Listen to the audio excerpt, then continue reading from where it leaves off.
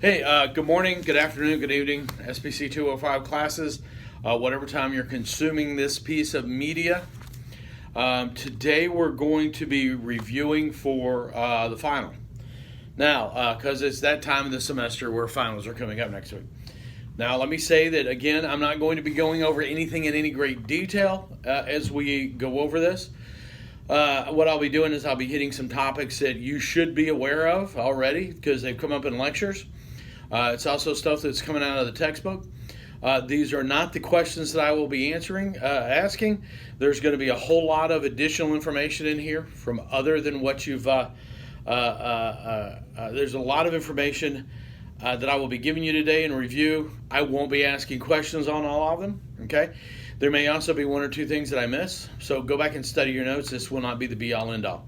So I'm just going to mow through this fairly quickly, try to get you hit the high points. And then to make sure that we have everything. Okay, so we're going to start off with where we began, way back on day one of the class, the first lecture, asking the question, why do we do public speaking? Remember, there are three basic reasons that we, general purposes of public speaking. We do it to inform, we do it to persuade, and we do it to entertain. All right, we looked at models of the communication process, and we talked about the communication process. We mentioned that there had to be two or more participants, there had to be a message, and there had to be a channel, and there had to be an opportunity for feedback. All right, we looked at a whole bunch of different models, the linear model, the interactional model, the transactional model. We also talked about dialogic theory. Okay, all of those things are going to be very important. Then we talked about the helical model, that communication is not reversible. Remember, we talked about communication being like ringing a bell. Okay? We stated that human communication exists in a social context. It is irreversible. It has rules. It is learned behavior, and language is arbitrary. Then we talked about ethics of communication. We talked about the ends justify the means, situational ethics, and then we talked about credibility-centered ethics. And then we talked about Aristotle's modes of persuasion, pathos, logos, and ethos. Pathos, logos, and ethos. I would be familiar with those. All right, then we talked about performance apprehension. Okay? We talked about, wow, I haven't highlighted. Oh, here we go. Highlights start over here. All right, so we talked about some of the whether or not performance apprehension was desirable, whether its avoidance was desirable. We talked about some of the causes of performance apprehension. We talked about the biological causes, previous experience, level of skill. Then we talked about how to deal with it, develop communication versus a performance frame of mind, and relaxation exercises. And then we briefly talked about cognitive restructuring. And then we showed this, okay, the stages of performance apprehension. Okay, there's the anticipation phase, the confrontation phase, and then the adaptation phase. Okay, everybody should have seen that before. Okay, I believe I also posted that on Blackboard. All right, then we talked about delivery. Okay, we talked about three things up front. One was be conversational, another was be animated, and then the third was act like you care. Remember, you don't have to care, you just need to act like you care. Okay? We talked about the four characteristics of the voice. One, quality. We don't really talk about it anymore, but there was pitch, volume, and rate. We talked about how to use them. Okay? We talked about how to develop note cards and the fact that you never write your entire speech on your note cards. We talked about physical behavior, and that would be, we talked about the vocalized pause. Okay, and we identified what a vocalized pause was. Then we talked about physical behavior like eye contact, posture, movements like gestures, and we said over and over again, all movements should be purposeful. In fact, if you look at that, all movements should be, if you look at my notes, it says 3 times, all movements should be motivated. All movements should be motivated. Okay, that's very clearly something I want you guys to remember. All right. Then we talked about methods of presentation, and we hit 4: reading from a manuscript, speaking from memory, impromptu speaking, and extemporaneous speaking. I would be very familiar with the 4 methods of presentation. Then we went on how to choose your topic. There were 3 things that we considered when choosing a topic: the speaker, the occasion, and the audience. Remember, there are 3 purposes, the general purposes to a speech. We discussed those already on this tape, so rewind if you don't remember those. Then we talked about finding the specific purpose of your speech. Okay? So, and then we talked about outlining. We talked about there was one particular reason. The main reason for outlining was to visualize your speech, but it also helps to make sure that you have evidence appropriately placed, and it also assists you in visualizing and making sure your weight is your speech is evenly weighted across all points, and that you have outlines appropriately spaced. Then we talked about the audience and audience adaptation. We started off with that great quote from Tip O'Neill: "In America, all politics are local," and we talked about what he meant by that. We talked about the first thing you have to do is to make sure your speech is tuned toward the audience. You have to demonstrate relevance to the audience, and we talked about timeliness, proximity, and personal impact. We talked about finding the initial audience disposition, or where they are when you start. And we talked about a lot of different ways of analysis: demographic, psychographic, situational analysis, and purpose-oriented. Then we talked about a lot of sources for data, okay? And that ultimately your success will depend if you are considered credible by the audience. So you have to demonstrate knowledge, demonstrate trustworthiness, and just be personable. Finally, we discussed that audience analysis is an ongoing process. Audience analysis is an ongoing process. All right, so we're up to Chapter 9 and 10, organizing your speech. We've already discussed a lot of that. We discussed some ways. This will be quick. We discussed different ways to order the main points of your speech: chronological, narrative, topic order, spatial, the causal pattern, the problem solution, and the motivated sequence. Okay? And those are all pretty straightforward. Okay? Methods of presentation. Oh, we've already talked about that. I actually gone through and reread these. Okay, all right. Those go over there. Okay. Then we talked about speaking to inform. Speaking to inform. All right. The purpose of speaking to inform is to convey knowledge, not to persuade, not to convince. It's just simply to information you have, give it to someone else. Okay.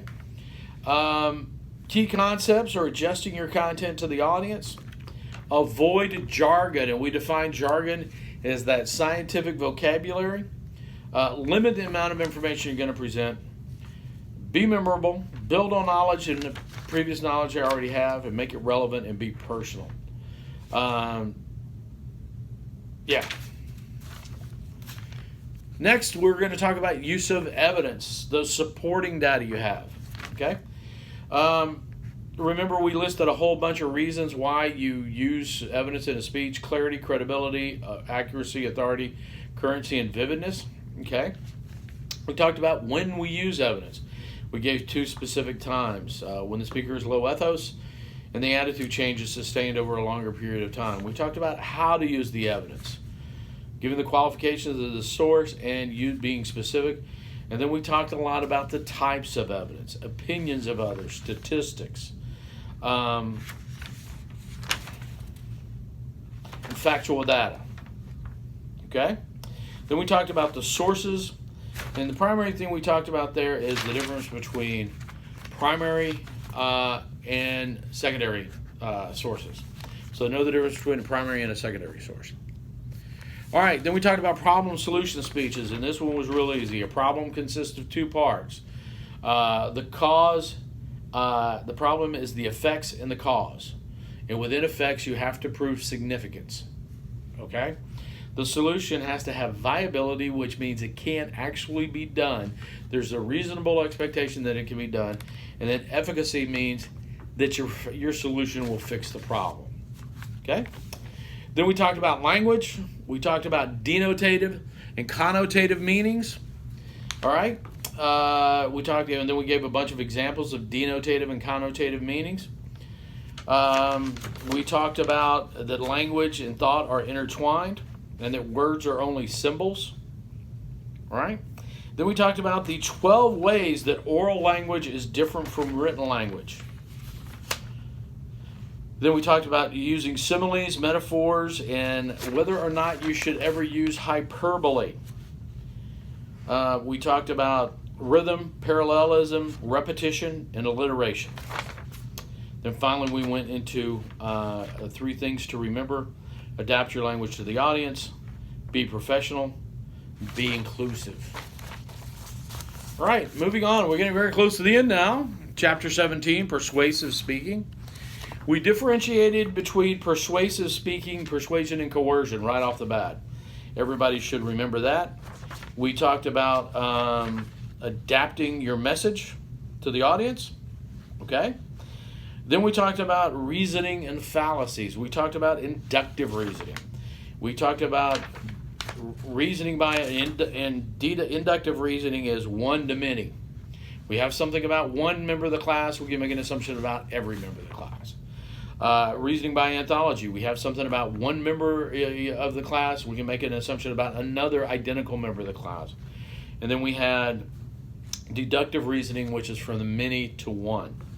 We talked about some fallacies, the hasty generalization, the false analogy, an appeal to a false authority.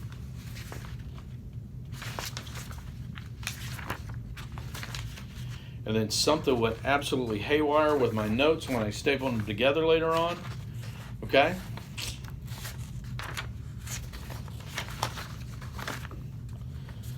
We talked about... Hold on a minute. This is unexpected. Okay. False authority.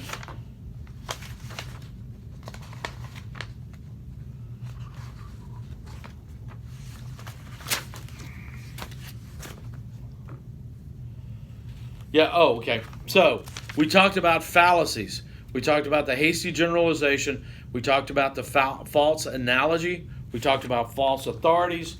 We talked about the argument ad hominem. And then we talked about the appeal to tradition.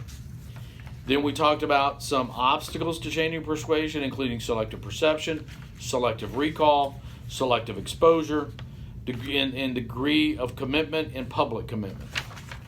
Then we talked about methods of changing attitudes. Build a case with evidence and reason. Then we talked about foot in the door, door in the face. Show your proposal is consistent with existing attitudes or an appeal to an alternative value premise. Okay. Then we talked about offering a reward or arousing fear and things to be careful with both of those. Then we briefly talked about using a one-sided or a two-sided persuasive speech. Okay. And then we talked about cognitive dissonance.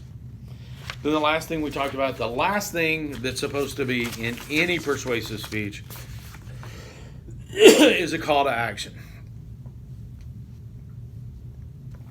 All right, then lastly, we're 13 minutes in and we're 14 minutes in and we're already to the end here, okay? We talked about culture and communications. We defined culture. We talked about the 6 layers of culture. 1, 2, 3, 4, 5, 6 layers. National, regional, gender, generational, social class, and corporate, okay?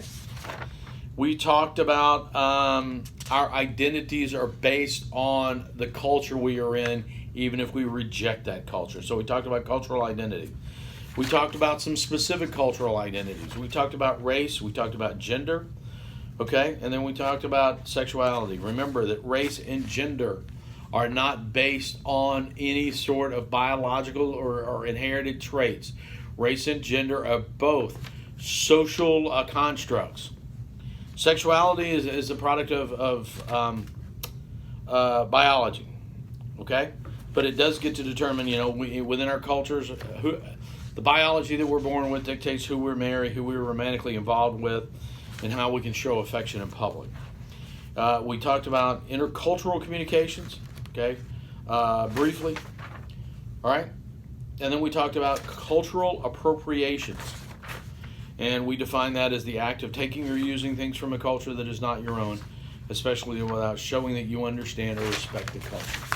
Okay, all right. There you can see my Springbok. Okay, this is a South African rugby jersey. The South African rugby team are we would call them the Antelopes in Afrikaans, which is the Dutch dialect that was spoken in South Africa as their official language for a very long period of time. The Antelope is called the Springbok. So the national rugby team is called the Springboks. And South Africa won the Rugby World Cup twice, once in 1996 and just this year in 2019, South Africa won the Rugby World Cup. So I wear my South African rugby jersey to show solidarity with a team that actually probably doesn't really need my support all that badly because they are hugely popular around the world. Saw them play 2 years ago in Washington, D.C. So the South African rugby team, known as the Springboks. Never know when that might come up. So, all right, everybody, study for your exams. I will get this posted tonight probably. It's November 26th, so you'll have it to study. I know you're going to be studying over Thanksgiving. So have a good Thanksgiving, and we will see you at your final.